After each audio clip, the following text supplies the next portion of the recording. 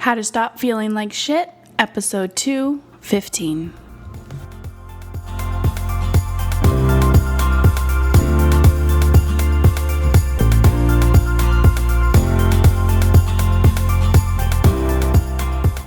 All right, guys, welcome. We are here. And guess what? It's January, and I didn't create a New Year's resolution.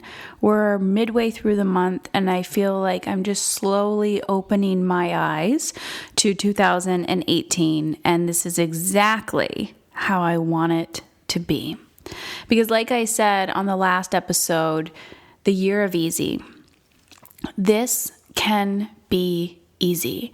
The beautiful thing is, the more I look at my friends and my colleagues and where the self-help direction is going, women, especially women all around, saying, I am done with #hustle. It is overrated and people are left feeling miserable, not enough, and exhausted. And that is, I'm assuming, not how you want to feel in your life. Today, I have a very special guest for you. It's Andrea Owen from Your Kick-Ass Life, and she's talking about her new book, How to Stop Feeling Like Shit, the 14 Habits That Are Holding You Back from Happiness.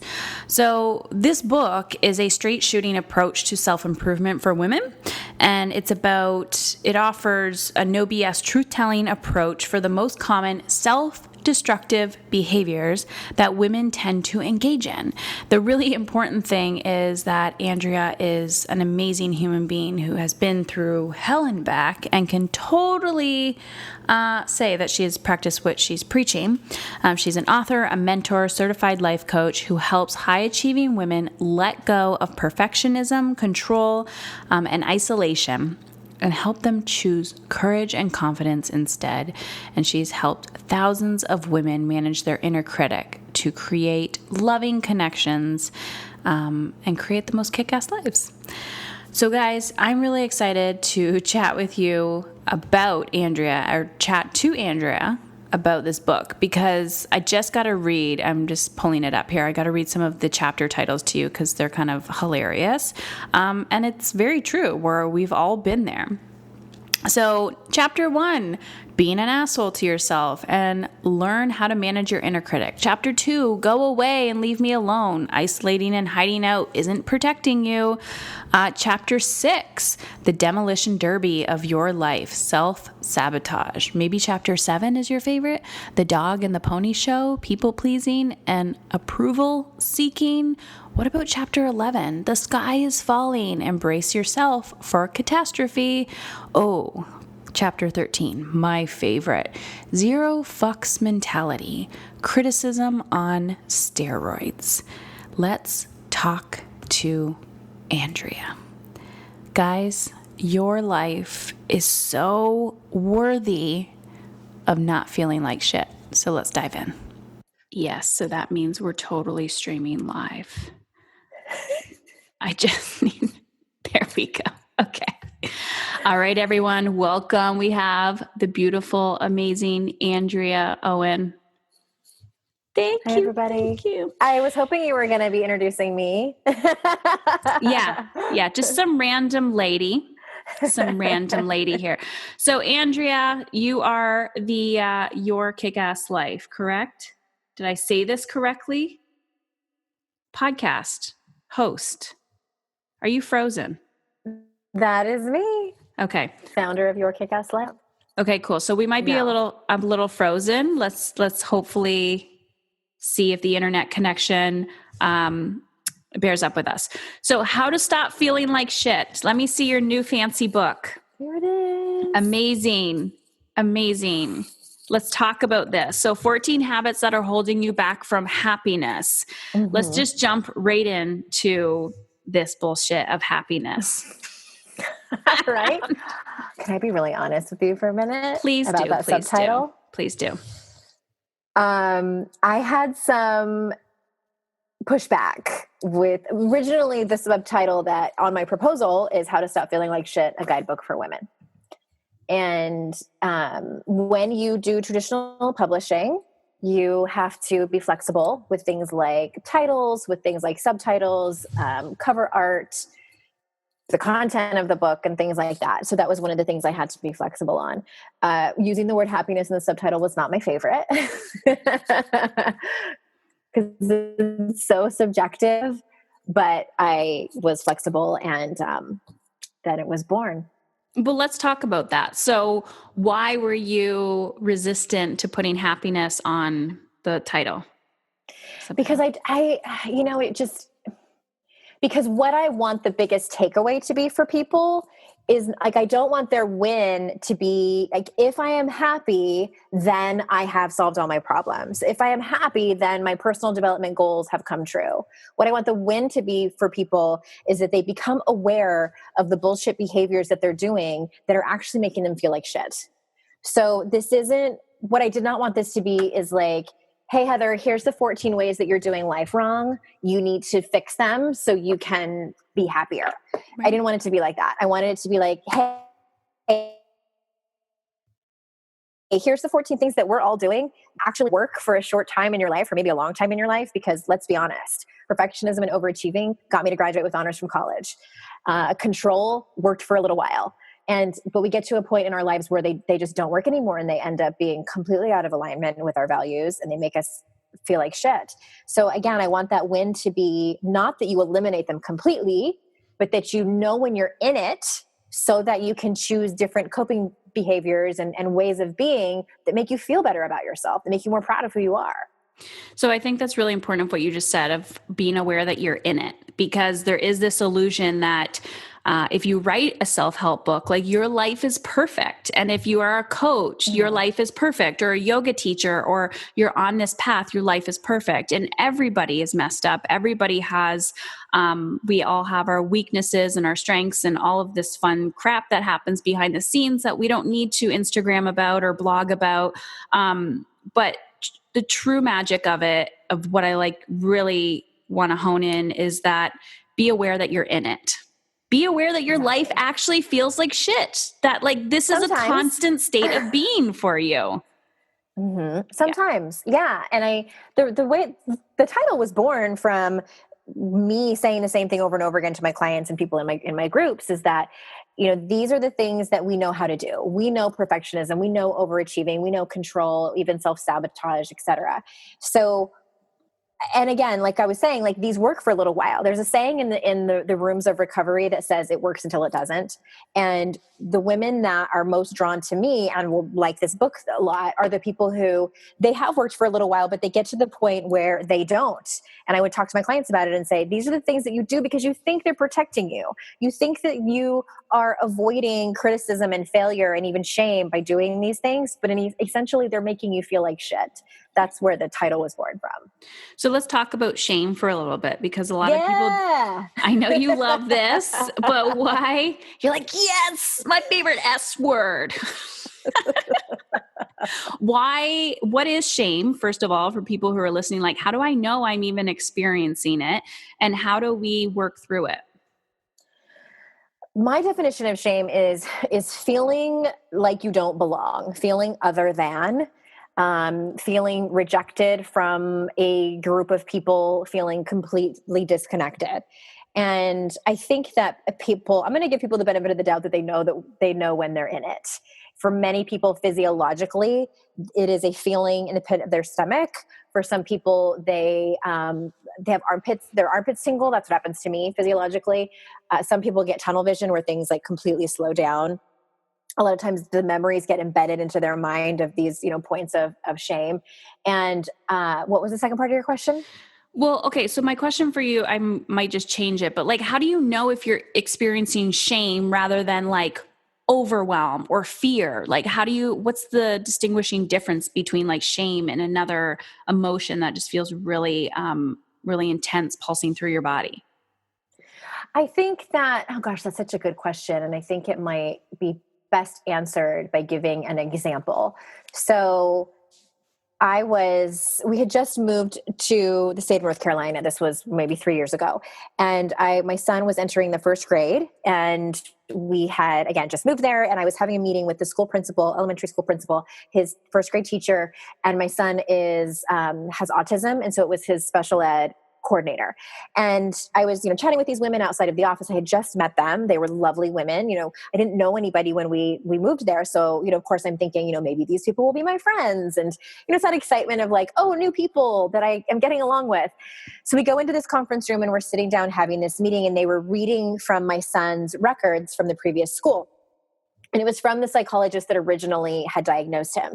And it was just like kind of like briefly his health history. And I've been in these kind of meetings before. This, it wasn't anything brand new for me. And they're reading, and there's like, Colton lives with his mother, father, and sister. And his mother has struggled with alcohol addiction. And it was just like in his, and I'm like, what just happened? So that was shame. And I was like sitting there in the meeting thinking like, oh my God. I simultaneously wanted to run away, just like excuse myself out of the meeting. I also like wanted to jump in and defend myself and just say like, it was just like wine. Like I wasn't like a drunk, and I've been sober for 6 years. So I just wanted to make sure you all knew that. And so it's moments like that where some people call it embarrassment. I think that many times we have these embarrassing moments, which are true embarrassment, but sometimes it's shame, and I think we're a little bit like, we don't really want to put that label on it. But I think a lot of times I hear people telling stories and they're like, I was so embarrassed. And I'm like, I don't want to tell you how to feel, but that sounds like shame to me. Right. It's just like this wash. That's how I describe it. It's like this wash of feeling like you want to run, or you want to hide, or you want to punch somebody in the face and like throw it back at them. If you want to do any of those things, it's probably shame. So what is this? What is shame? Because I know you love talking about this, and you're a huge fan of like Brene Brown and all of that fun stuff. So what does this have to do with your message and the 14 habits that you have inside your book? Yeah, good question. And I was actually certified in Brene's work in 2014. And that's really where a lot of this was born, because she talks about this a little bit in the program, the work that I do. And really anytime you're engaging in, like, I'll just read from the table of contents, like a few of the behaviors. Anytime you're engaging in isolating and hiding out, or numbing out, or compare and despair, self-sabotage, perfectionism, people pleasing, you're doing these things to try to avoid shame. So for instance, if you are someone who maybe you made a mistake at work, or you just never want to make a mistake at work on a project or something like that, and you are overachieving, you are staying really late at work, coming in early, maybe doing a little bit of kissing up and things like that, that's probably not, you could have a value around excellence, but going above and beyond in perfectionism and overachieving and things like that, that is when you are trying to avoid shame.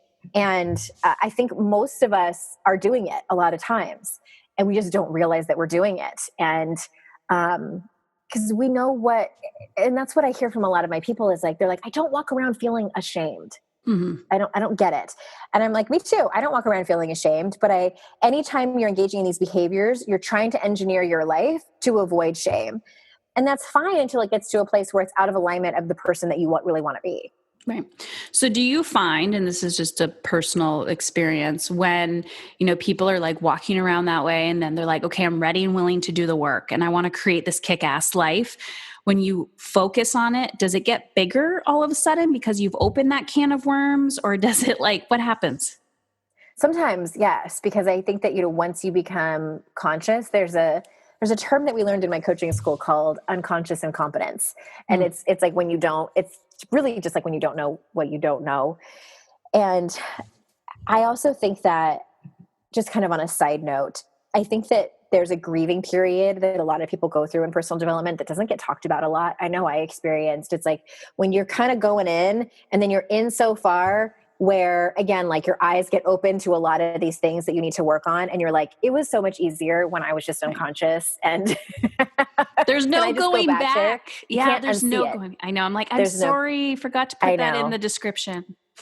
I call it the point of no return. Yeah. And yes, I think that it can kind of get worse before it gets better.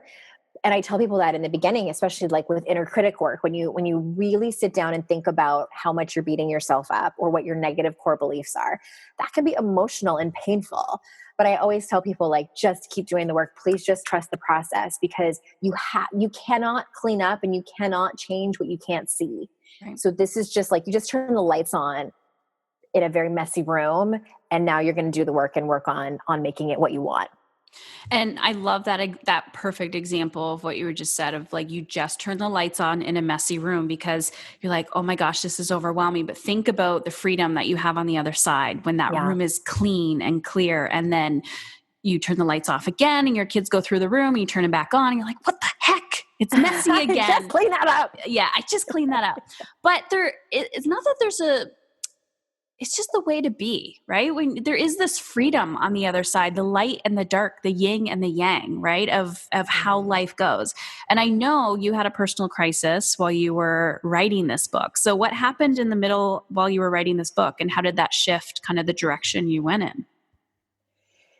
Yeah, so I wrote the book in pretty much all of 2016, and I was about 60 or 70% done with the manuscript. So it was due on December 31st of 2016, and I got word at the very end of September of that year that my dad had terminal cancer.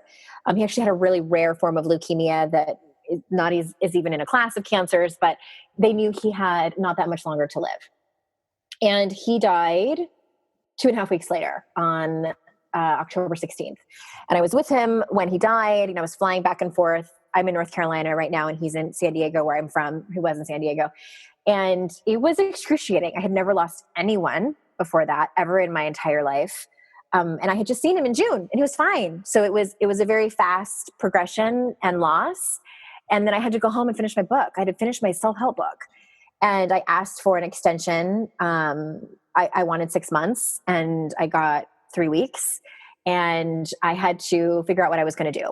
So what I did was I spent an entire month just writing super dark poetry about my father, my relationship with him, and what his death meant to me, and inner child stuff. And I had to creatively get that out, or else I was going to go crazy, and I would not have been able to finish the book.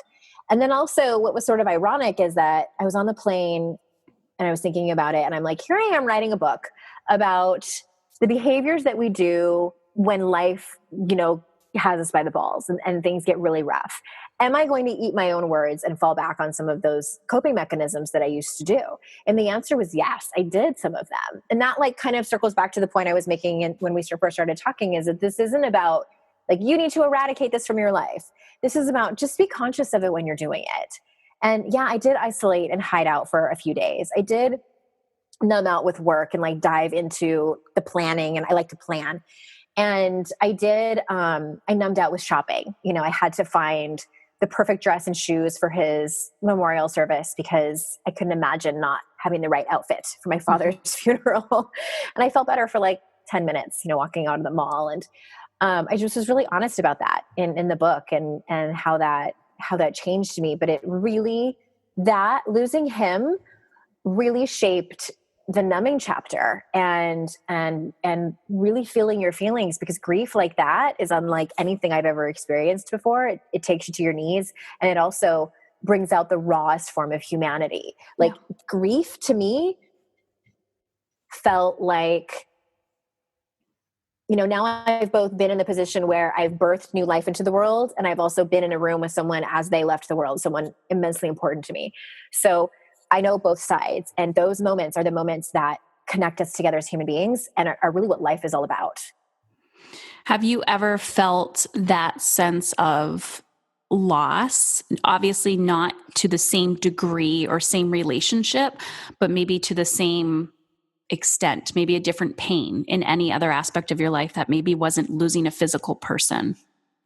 Yeah, I mean, I went through a divorce about 11 years ago, and it wasn't so much losing my ex-husband, it was losing his family. Mm-hmm. When you're in a long-term intimate relationship with someone, anyone watching this or listening can relate, you tend to get really close to their family. And I had been with him for almost 14 years, and I was extremely close to his parents and his siblings and, sisters-in-law. And that grief was something I pushed aside for a long time because I didn't understand it. And I felt like, why is it such a big deal? And why does this keep coming up? And when I finally surrendered to it, I was like, oh, it is a big deal, and I think it comes back down to brain science too. It's like being part of a tribe and a community of people.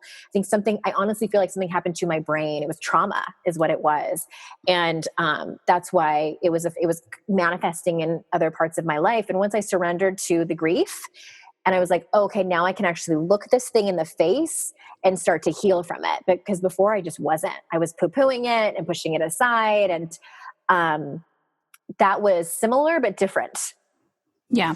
So this is what I like. I like just pulling back the layers of realizing that we all have the trauma. We all have the loss, the grief, the shame.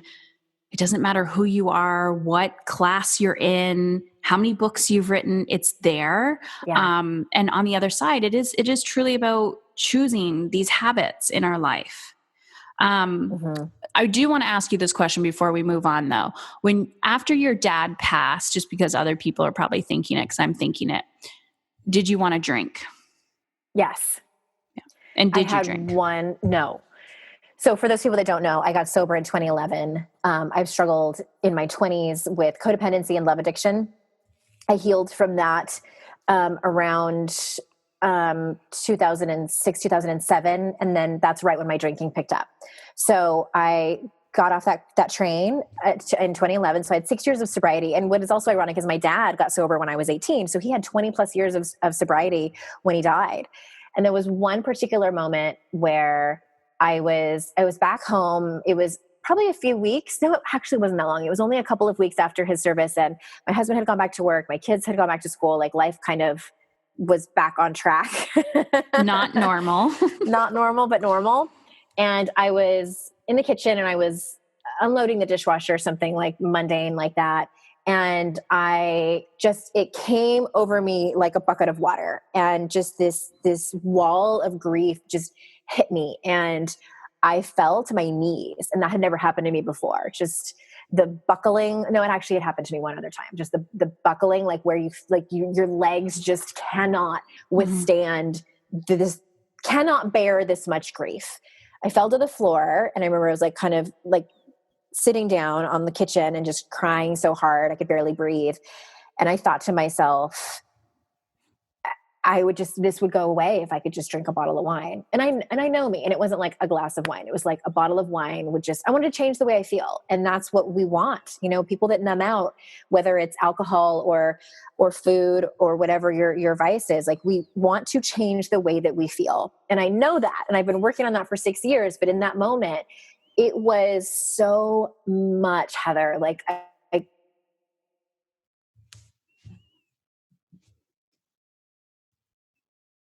couldn't bear it. And so I could even thought, I have to text somebody. I have to call somebody, because if I don't, I might drink. And so I did. I reached out to two of my friends at a meeting that night. I think that the more you know yourself, the more you know, like the alcoholic in me is always, that's what they say in recovery. Like they're always like on the sidelines, like warming up and ready for you. And it's moments like that we have to really reach out to the people that are our support system. And I write about that in the book too, that's part of the solution, is reaching out instead of isolating, because it would have been so much easier for me to isolate. That's what I wanted to do. But real courage is actually reaching out and saying, help me. I cannot do this by myself. Are you there? Yeah. I love that you say real courage, because it does take a lot of courage to ask for help.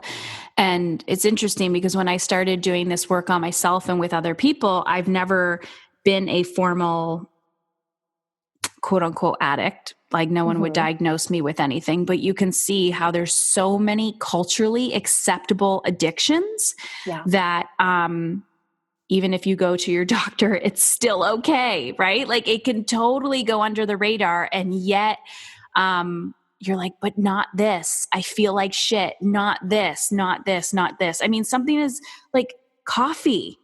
Yeah.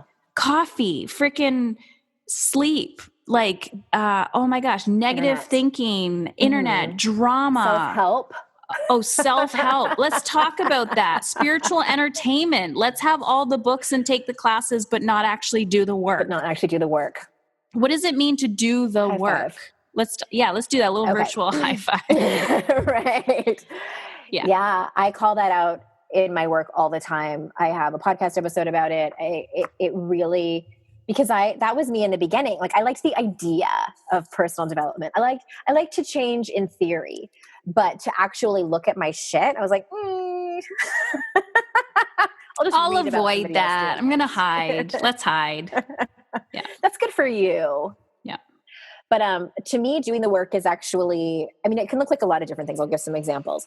It's going to therapy and talking about your family of origin stuff, and not just talking about it, but like doing the assignments that your therapist asks you to do, whether that's doing certain workbooks if you need to work on forgiveness with family members, or if it's like setting boundaries, like actually having the conversations of boundaries and following through with it. Because if you're setting a boundary, it's not about just having that initial conversation and you're like, oh, that was easy. No, it's about, that person's going to push back. Let's be honest. It's also about like even just journaling out your feelings and taking, I think the biggest thing of doing the work is taking responsibility for what you're tolerating. It's taking responsibility for your behaviors and your habits. It's taking responsibility for the choices that you have made without beating yourself up about it, because no one beats themselves up into betterment. Like you just can't beat yourself up into enlightenment. It doesn't work. And just having some self-compassion, and at the same time owning what you have done that you really don't like about yourself anymore. I mean, I did that. That's what I had to do. And that is not that fun. It really isn't. But if you want to change, you have to do that. It's not pretty. Mm-hmm. I've had two different situations where, and this is a observation, I'm sure I've done this personally too, where, someone registers for something like a group and I'm like, okay, I'm going to call you to show up. And then they over busy themselves, right? To avoid of like, oh, well, it's socially acceptable because now I don't have any time to do this work. And then on the other end where people are just in denial of like, no, not me, not me, not me. But that's where it's at, is doing the work. I mean, I've made a commitment. It could be something as simple as making a commitment to drink your water every day. Mm-hmm. And then on that day, you're like, I've been so good for 5 days. I don't need to do it on the 6th day. But that is where your mind tries to trip you up. That is, I always find that's where like, if we get into brain science and all that juicy stuff, that's when your brain starts rewiring itself, is like in that moment when you are saying, I'm drinking my fucking water, even though I don't want to drink my water. And that's a very simple example. And, you could talk about that from any aspect of your life. Okay. Why should I buy your book? I have so many self-help books. Let's just be ruthlessly honest. Great question. Why do I buy your book when I have a whole stack of them? If you don't, if you sell books and don't read them, then don't buy my book. Like, don't waste your money. I would rather you save your money and just read the ones that you have. Don't buy it because I think that you should. Like, buy it if you are ready to look at, especially if you're a woman who struggles with control and overachieving and perfectionism and comparison and throw negative self-talk in there a little bit, then this definitely is for you. And again, it's like, I am not sitting here and telling you that you're doing it wrong and you need to like stop doing all these things. This is like solid tools and solutions for learning how to live your life in alignment with the woman that you want to be. And the book is flanked, like, it starts with inner critic, which I think is foundational in your personal development journey, like how you speak to yourself. And then the very last chapter is about values. And that's about knowing exactly what's important about the way you live your life. And I don't really care what the names of your values are. I want to know more specifically what that actually looks like. Mm-hmm. I kind of half joke in the book that, just naming your values and saying that you are working on your personal development is like naming your kid and calling it parenting. Like, it's not the same thing at all. You have to actually get down to the nitty-gritty about what it looks like, because sometimes we're faced in life with two paths. Like, the easy path is to do the thing that we're used to doing, and the harder path is actually do something that's in alignment with our values, like having that hard conversation and setting that boundary. So, and then everything in between is all the other habits and everything. And also you can look at the table of contents and jump around. This is not a self-help book where you have to start from beginning into end. It's also not heavy-handed. And it's very conversational. That's the first time I've ever been asked this question. I feel like I'm selling it. But isn't it? I was like, no, but seriously, because I'm all about less is more, but I'll tell you why I like, well, this is probably why we get along, because it is pulling back the curtains to the real and raw. And it's not about do these 14 things and your life is going to miraculously change and things are going to be magical. It's progress, not perfection. It's everyday practice. But what I do like, I started listening to your book on Audibles because I'm more of like a audiobook listening person all around. I just feel like you're in my back pocket. But doesn't that sound creepy when you know like people Not are at all. okay? So you're just used to it. What was I going to say? This is what I like. When you hear, for me personally, when I'm hearing a similar message over and over and over again from different people, then it's like all of a sudden something clicks. And to me, that is why I purchase books or audibles and listen to them, because I'm listening and I'm doing the work at the same time. And it's like having your board of advisors where you're like, what was in that book? Oh my gosh, light bulb, aha moment. So I always like giving people a little hard time, like, well, why should I buy your book? But I think we learn a lot through story as well. And I think you're a really good storyteller and telling like, this is my life. This is what happened. And guys, I'm still over here trying to figure it out, but I'm definitely not where I was when I started this whole process. Yeah. Yeah. Yeah, absolutely. And that's what I want to make really clear to people. And I think that's why people resonate with me is that I like beg people not to put me on a pedestal. Right. And I talk to people about like, what's still messy, what am I still facing? Because every time, I've been talking to my audience about my own upper limit stuff with this is my second book that came out. I had a really hard time with my first book, kind of like being thrust into the spotlight suddenly. And I was like, oh, this is weird and uncomfortable. And I knew it was coming this time. And so I've been working consciously on my upper limit stuff. And, it's been interesting. So it's just an example of the stuff I still talk about. And I agree with you. I don't like people that promise miracles and,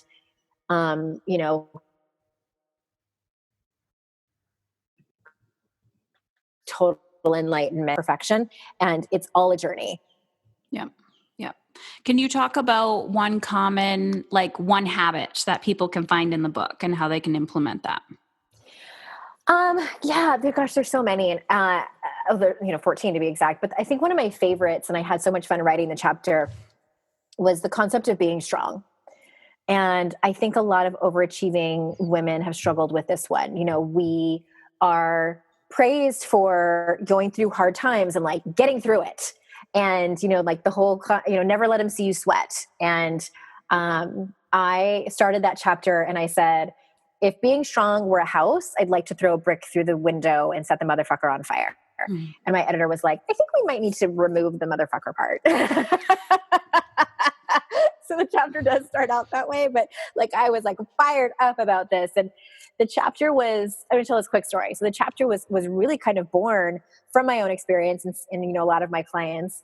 But I saw a post on Facebook one day. There was a woman who had lost her child in a car accident. And she was not someone I knew, but there were hundreds of comments. And so many of the comments said, be strong, stay strong. And it just struck me. And I was like, I think what they mean is like, stay, cause you had other children, like be strong for your kids. The other kids need you and everything like that. But I'm like, I feel like there's more to it. I think that we are so uncomfortable with other people's grief that especially that kind of grief, like losing your child in an accident, that's people's way of saying, can you keep that over there? We aren't sure what to do with that. That's too much for us to handle. Please keep that over there. And I thought, like, what's the opposite of being strong? Like to fall apart. And my God, this woman has every right to fall apart. I wanted to comment. I didn't even know her and just be like, hey lady, if you need to fall apart, like it's totally warranted. And at the end of the day, I want to turn being strong on its head and create a new definition. To me, being strong is me texting one of my friends when I felt like drinking when my dad died. To me, like that woman being strong is to actually feel her feelings, like wail into that. That is being strong, because culturally we don't really embrace that. We're so uncomfortable with it. No, and sometimes feeling strong is a form of control, because you're trying to control everything and hold it together because of a fear of that if you let it go, you're going to fall apart and you won't be able to function in society, or you won't be able to take care of your children, or, you know, show up for work on time, or whatever that is. Look bad in front of other people. It look weak. Yes. And I'll tell you from the flip side, because what you're saying about, like, you know, we have the ambitious, motivated women, we attract a lot of those. People perceive you to be strong, and therefore they do not give you any help, because they're like, she's got her shit together, so I'm not even going to offer any additional support. And I will tell you, as being one of those women, that is really fucking annoying, that other people will get the support and you're like, maybe I shouldn't look so strong all the time. So put together. Yeah. Like, I'm going to like just start, like, I'll put my crying selfies online or something, my daily crying selfie of being like, guys, don't shower for a month. Yeah. Well, okay. I went to CrossFit this morning. I had to find a gym so I can be present for my children and not emotionally harm them while we're spending time together 24/7 for 2 weeks while I'm in Florida. This woman I met at CrossFit, I'm like, I need a good blowout. Do you know anybody who can wash my hair and blow dry it really nice? So I'm like, I'm sourcing everybody, and I'm just like, I'm losing my shit, guys. I need a good shampoo, a good blow dry. And that's why I said to you, I don't know if we can do video today because I forgot my curling iron. So it's like, woo, it's all nice and crazy. But we need to fall apart sometimes. Yeah, we do. Yeah. And I like that you said that. I like that you said that, you know, we're afraid that, I forget how you said it, but the way I describe it is like, people are afraid to open Pandora's box. And I have a one particular client where I asked her, you know, what are you afraid might happen if you walked in there, if you walk into that grief? And she said, I'm afraid of losing control, and I don't like that. Yeah. And I was like, now we're getting somewhere. Yeah. And, you know, for those people listening who are like that, you know, what are you making up that looks like? What does losing control mean to you? Why do you make it a bad thing? And I think if you just kind of ask yourself those kinds of questions, you're getting somewhere. And the beauty of it all, I mean, my whole brand is called Mama's in Control. And the essence of it is when you let go of control, that is when you feel most in control, because it's an internal sense of, I got my shit together. And, you know, today might be a bad day or a big grief day, but I know how to get back on the horse. I know how to like get back to where I need to be through the habits, through lifestyle, through texting your friend, whatever that is. But the essence of feeling in control has nothing to do with being controlling. And it to learn that, like it's trust. Yeah. You got to trust yourself. Yeah. Well, I got the word surrender tattooed on my arm in my own handwriting when my dad died, because it was about surrendering to the grief. It was about surrendering to my own intuition. It was about trusting that I will be okay if I actually feel all of these feelings. If I fail at something, whether it's work or relationships or whatever, just trusting and surrendering that I will be taken care of. Love that. Now I need to show you my tattoo. Okay. You ever showed me yet? Be brave. Be brave. I love that. I've seen that before. I got that after my friend passed of cancer, who I was uber close with while I was going through treatment. And her whole philosophy was like, be brave. In the moment, take that courageous action, take that step that you don't want to take, and just every opportunity to live your life full out. Yeah. I love that. I love that there's a period at the end of it too. Yeah, and the period is right on my where my port was for where chemo went in. So it's actually on my, like, a little scar. Be brave, that. Period. Yeah. Thank you, Andrea. This has been magic. Thank you, Heather. I always love a good excuse to talk to you. So where can people get the book? Where can they hear more of you? What do you have coming up? They can. It's on Amazon and in bookstores, pretty much everywhere, I think. And if you go to Your Kick-Ass Life /HTSFLS, which is an acronym for How to Stop Feeling Like Shit, you can there's a link to buy the book. And also there's a free book club that I'm offering for anyone who, whether you have it on audiobook or e-reader or actual paperback, that starts January 22nd. And that button is there that you just click claim bonuses and you can sign up. And I'm guiding you through a 4-week book club. And I have a podcast, which you have been a guest on. Yeah. Awesome. I love this. So if they purchase the book before January 22nd, they can be a part of that book club. That's when we start. Yeah. It's 4 weeks long. We're going chapter by chapter. I'm doing Facebook Lives, answering questions, and it's just support. And because again, like, I don't want people to buy a self-help book and not read it. Yeah. Or read it and just like, it's nice. Like, I want to be able to support people in this work because I feel so passionately about it. And it means so much to me that people actually buy the book and read it. So I want to be able to support them as best they can.